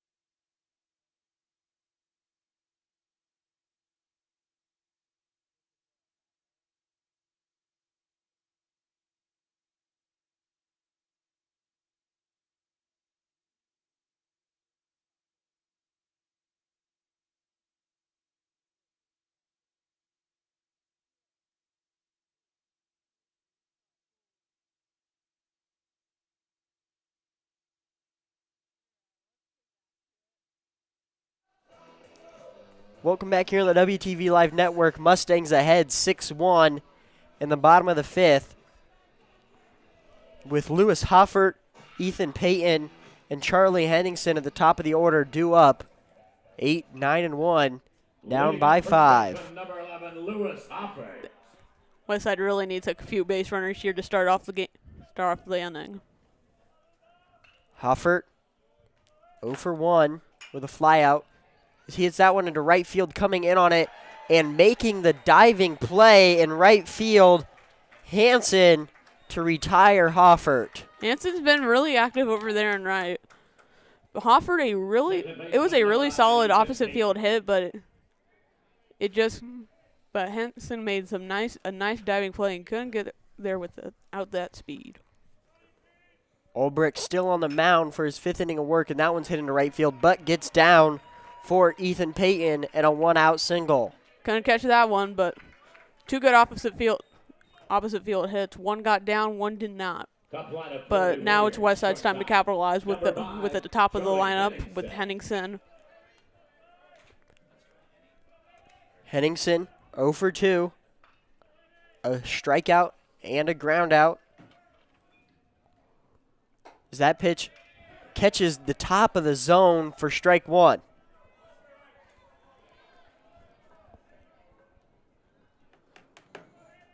Olbrich will check on the runner, Payton at first, deliver the pitch outside. The runner will go on the pitch in the dirt, and advancing to second on the wild pitch is Ethan Payton. Sky starting to get a little bit darker. Rain is supposed to hold off into the midnight hours, though. Hoping to stay dry for the rest of this game and the reserve game coming up after this. It's the pitch from Olbrich in on the hands and fouled down the right field line. That behind the first base dugout is really saving those tennis players. Probably saving them a few trips to the hospital throughout that net's lifetime. Olbrich steps off the mound. 1-2 count to Charlie Henningsen. Runner on second. Olbrich gets the sign from Burke. Checks the runner. Delivers the pitch. And that one's lined into the right field gap. And it gets down. The runner holds up and moves up to third. Runner's on the corner with 1 out. And now stepping into the box is the big hitter, Jack Scholes. Westside has been getting that good contact there. Three straight opposite field hits. And a nice play by Henson over there and right against Hoffert. May have just saved Millard North from a bases loaded situation, maybe even a run scored already. But still no action down the right field line for Millard North. So it is still Carson Olbrich's game on the mound. Runners on the corner, 1 out for Jack Scholes in the box. Letting that pitch sink into the dirt for ball 1. Now we have a little bit of light coming in through the clouds. Hello, sunshine. Hello, sunshine indeed. As that pitch just inside catches the corner for strike 1. Olbrich has just had such command and such good velocity here today so far. As he'll check back to the runner on first. And Charlie Henningsen.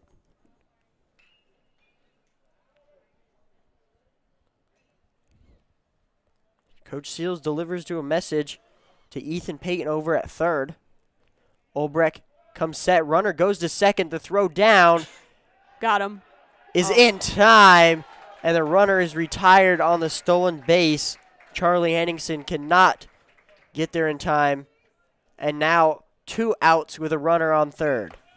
And that is not the play you wanted there if you're Westside. Now you're, instead of runners on the corners with 1 out and down 1-2, now you have 2 outs with just a runner at third and a crucial out there with the middle of the order looming for the Warriors. And a not good decision there by Coach Seals. 2-1 count now to Jack Scholes with a runner on third and 2 outs. The pitch from Olbrich in on the hands, but Jack Scholes goes around. Maybe. 2-2.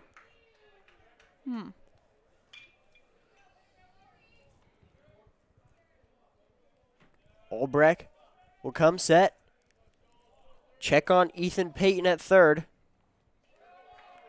And a balk is called, and a runner will score. Break for the Warriors. Got their second run of the ball game off of a balk. And the Mustangs manager is going to come out to try to voice his opinion. Not happy with it, but can't really argue what is called. The run will stand.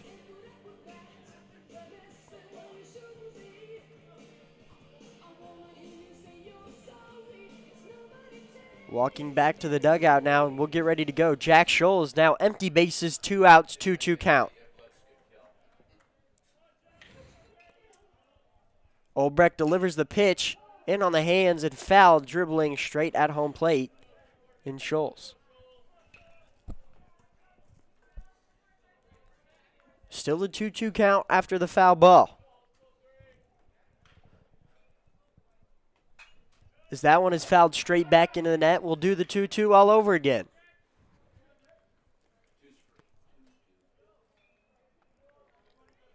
Scholes is just trying to stay alive here, keep this at-bat prolonged as possible.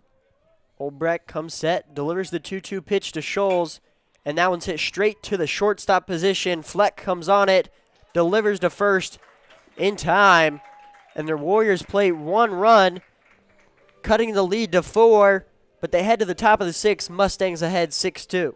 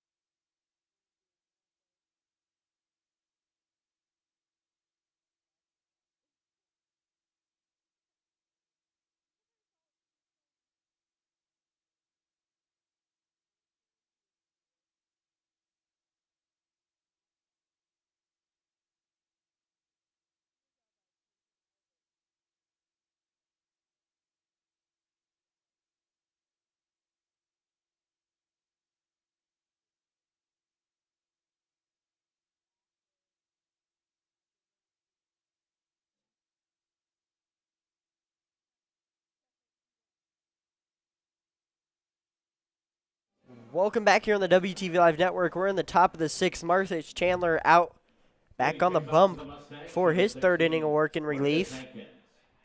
And now he'll face the Mustang hitters and Marcus Hankins to lead things off. Trailing by 4. He delivers the pitch in the dirt for ball 1.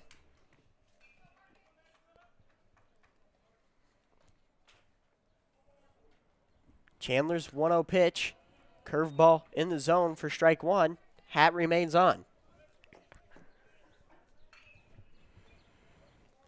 The 1-1 pitch to Hankins. Another one in the dirt, 2-1. Chandler here just needs to get this leadoff guy out. Every inning, Mustang's gotten a lot of base runners. Chandler's pitch just off the end of the bat, 2-2 now. His hat has stayed on for these first 4 pitches. What are the chances he got a new hat? I think chances are pretty good. Maybe readjust it a little bit. 5 straight pitches as he makes that one a ball, 3-2. Maybe got one from another teammate of his. Chandler will deliver the full count pitch to Hankins, and that's a swing and a miss. Chandler retires Hankins for the first out of the inning. Good elevated fastball there. Climbed the ladder, got him on the high fastball there, and a key first out. Maybe the hat staying on is better luck for Chandler this time. He just wanted to show off the hair, Hunter. I mean, he's not wrong. His hair looks pretty good. Now stepping into the box is Ripken Fleck. Chandler first pitch, high and outside.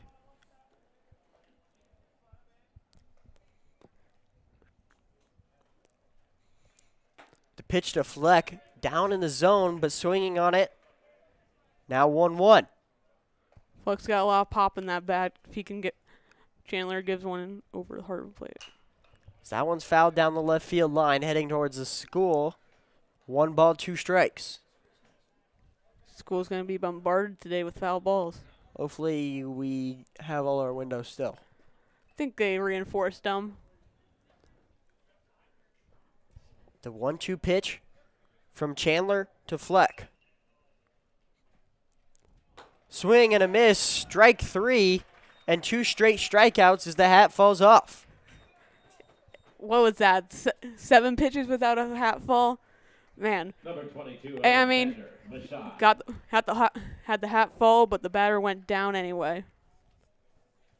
Now stepping into the box, Alexander Machad. Pitch from Chandler, way out in front of it is Machad for strike 1. He just got a good selection there. They got the high heat, got the really nice curveball and off-speed pitches. Another one where Machad is way out in front, 0-2. Good selection of off-speed, getting Machad way out in front of him to start this at-bat. The third pitch in the dirt, going to get it, fouling it off and staying alive.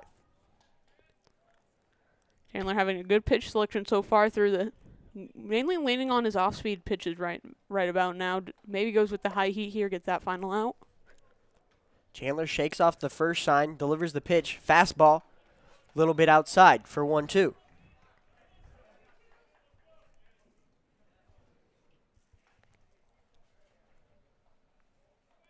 One-two pitch to Machad. Outside. 2 balls, 2 strikes.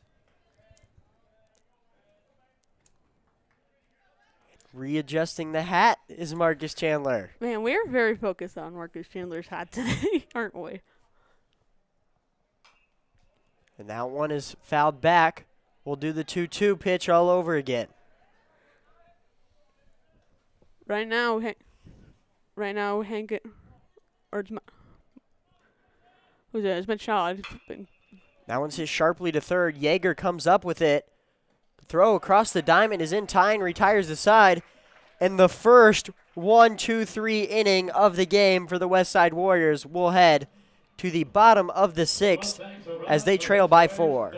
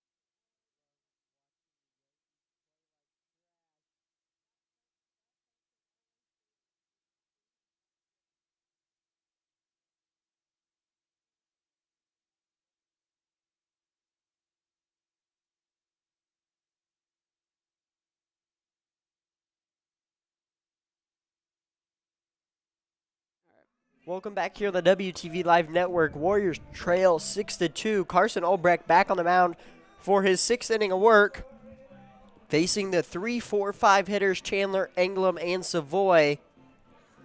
But there is work in the Millard North Mustang pen down the right field line, so possibly a short leash for Carson Olbrecht here in the 6th. And I think Westside's going to try to take full advantage of it. Starting things off is Marcus Chandler, who's on the mound right now for the Warriors. That one's hit high in center field. Going back on it is Burrish and making the grab for out number 1. Well hit ball there by Chandler. Just ball kept carried about extra 10-20 feet there, and a nice backing up there play by Bush, and a key first out for Westside with Englum due up next. The wind has started to die down. Not much of a wind right now, as the temperature has also started to cool down. Stepping into the box now, Nick Englum. who had an RBI single back in the 4th inning, which plated one of the 2 Westside Warrior runs. The pitch from Olbrecht, way outside, 2-0 now. Yeah, Westside right now needs a base runner badly. Down to their final 5 outs here in this 7-inning affair. Pitch from Olbrecht, straight down the gut. What a fastball for strike 1.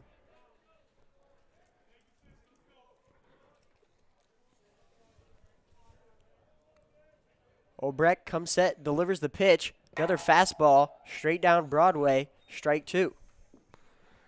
Anglum doesn't really hit for contact too much. He is a pure power hitter. If he gets one that he likes, he can definitely send one into the construction site out in left field or even a gapper. Olbrecht comes set to deliver the pitch to Anglum. The 2-2. A little bit low, but straight across the plate, now full count. 3-2 pitch, Olbrecht, 1 out, nobody on. And the pitch outside, swinging on it is Anglum, and he goes down. 2 outs now in the bottom of the 6th for the Westside Warriors. The catcher number 13, Trey Savoy. Now Trey Savoy will step into the box with 2 outs, nobody on. And Olbrecht still on the mound with a really good inning so far. And that pitch is straight down the gut, 0-1.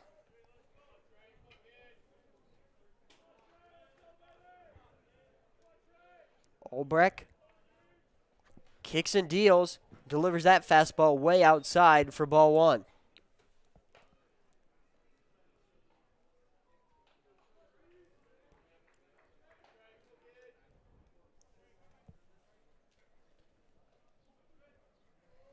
The 1-1 pitch from Olbrecht to Savoy. Inside. It's 2-1. I'd like to see here what Westside can do with 2 outs here. Savoy, not usual 5-hitter, could be a key situation. Could be a key situation here. That pitch not in the zone. 3-1 now to Trey Savoy. Olbrecht, the pitch, as Savoy hits that one straight to short. Fleck comes in on it, the toss to first, and making the tag for out number 3. And a quick 1-2-3 inning for the Westside Warriors, and we'll head to the top of the final inning, the 7th inning. Mustang 6, Warriors 2.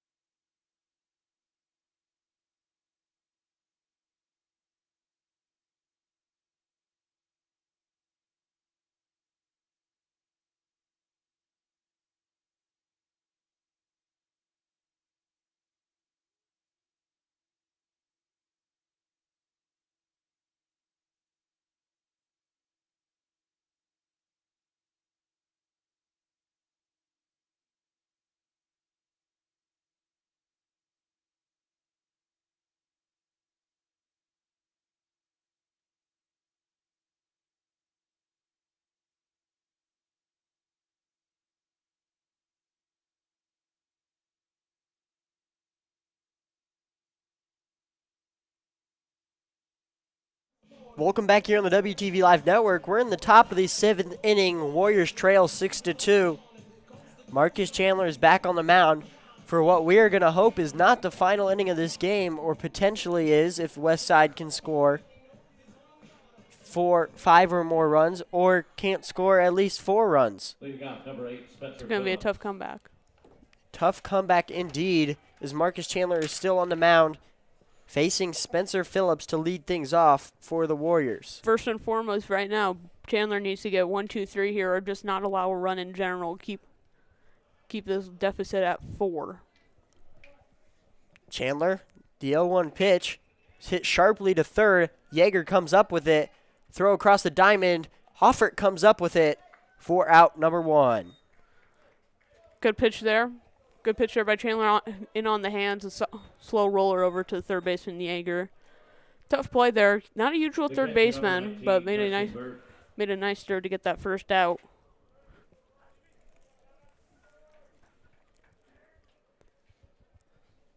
Chandler now facing Carson Burke, the catcher. First pitch out in front of it, strike 1. Good mix of off speed and the heater so far from Marcus Chandler. He's given up 3 runs. That one's hit sharply to short. Henningsen comes up with it. Quick throw across. Nowhere near Hoffert at first. Rolls into the dugout. And an easy base for Carson Burke. Second error on the day by the Warrior defense. Not usually the sloppy, especially from Henningsen over there at second. He just threw it a little too quickly there and he played with fire. He got burnt and a quick runner at second base. So instead of 2 outs and nobody on, 1 out and a runner on second, we will have a courtesy runner. We do not know yet. Chandler will check on the runner at second, deliver the pitch to Tweet. That was hit high into right field. Coming in on it as Anglem. Going back is Peyton to make the grab for out number 2. And it looks like the courtesy runner will be number 1, Ben Peters. Right fielder number 11, Evan Hansen. Evan Hansen, the bottom of the order for the Mustangs. 2 outs, 1 runner on second base. Chandler looking to end the top of the 7th. Out in front of it is Hansen. Good off-speed pitch from Marcus Chandler.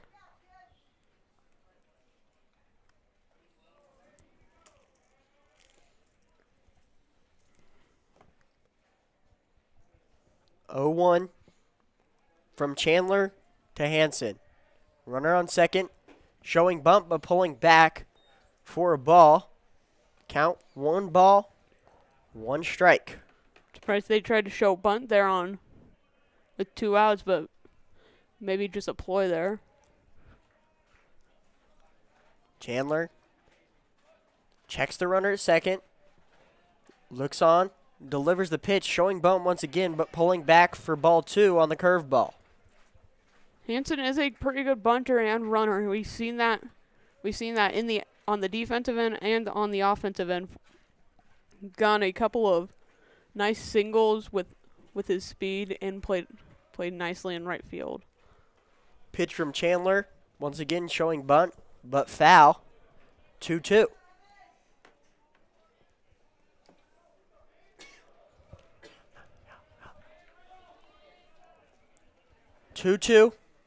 From Chandler to Hansen with a runner on second and 2 away in the top of the 7th. Pitch swinging on it straight back into the net. We'll do a 2-2 pitch all over again.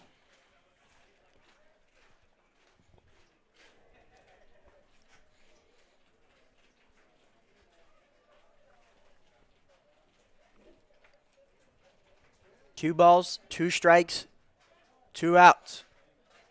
Runner on second. In the box, Evan Hansen. Swinging on it, fouling it back once again, and we'll get the 3rd straight 2-2 pitch. Hansen just keep it battling. Pitch was a little outside, but for him, anything near the zone is something that he needs to swing on. Protect that strike zone. Try to work Chandler as much as he can in this at bat. Maybe get a speedy runner on first. Runner goes, play in the dirt, throw to third. Can't come up with it cleanly as Yeager. And now a runner on third with 2 outs. And the 3-2 count to Hansen in the box. If Valderrama scores from third, it's going to be a huge bite back on Henningsen, the shortstop, who made the error in the first place. Pitch from Chandler. Hit straight into center field. Going back on it is Schultz. Slows down and makes the grab to retire Hansen, and ending the top of the 7th. Warriors head into the bottom of the 7th, 3 outs with a chance to plate 4 runs or more. Heading into the bottom of the 7th. Mustangs 6, Warriors 2.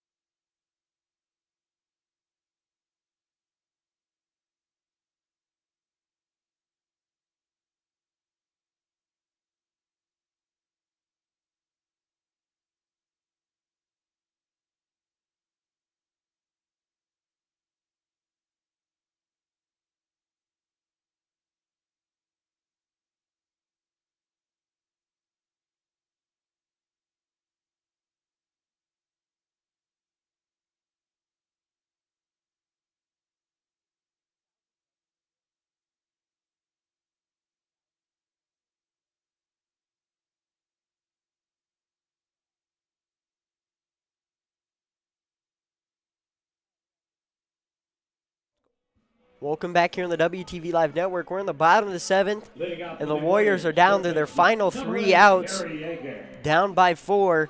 Harry Yeager to start things off against Carson Olbrecht, who is looking to throw a complete game against the Warriors. Yeager, Hall, Hoffert, 7-8, 6-7-8 due up for the Warriors.